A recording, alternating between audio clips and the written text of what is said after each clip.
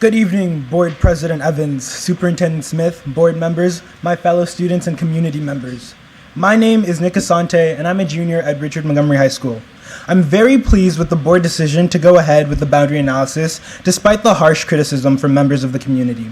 Today, as a student advocate and someone who cares about the education received by my peers, I would like to reiterate the importance of this boundary study and highlight a few boundary disparities that the county should address while conducting the study. The boundary study sets a precedent for fighting against a system that is rooted in inequity. Education systems across the nation see the problem of de facto segregation, and it speaks volumes that our county is making strides towards eradicating this inequity. Every student, parent, and community member wants to ensure that the education being received by the youth in our county is the best that it can be.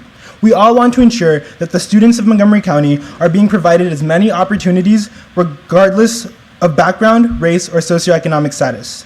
However, as our boundaries are currently drawn, this is not necessarily the case.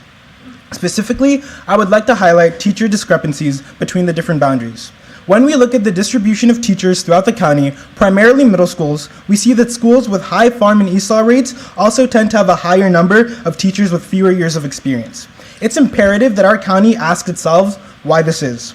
Now, it's not to say that teachers with fewer years of experience provide lower quality education to our students, but it's quite alarming that there is a visible correlation between poverty rates and teacher experience, especially when our teachers with more years of experience are logically being paid higher but primarily teach at more affluent schools.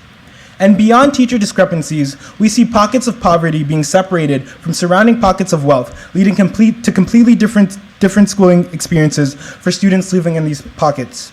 We see higher test scores and graduation rates at schools with lower farm and ESOL populations. We see racial and socioeconomic imbalances within populations of countywide magnet programs because of a lack of preparation materials and information being provided to certain groups. We see inconsistency with school cultures, after-school activities, and course offerings from school to school. It's time we made sure high-quality education was universal throughout our county. It's time we ensured that all students were given the same opportunities, regardless of where they live and who they are. It's time we had equitable boundaries.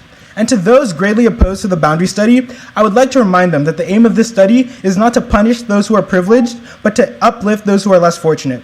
The boundary study's goal is to look at disparities amongst our school systems, boundaries, and give tangible data to our board, who will try to eradicate said disparities. The boundary study is monumental. It will only benefit every student in our county, and I hope that everyone in this room is able to see that. Thank you. Thank you.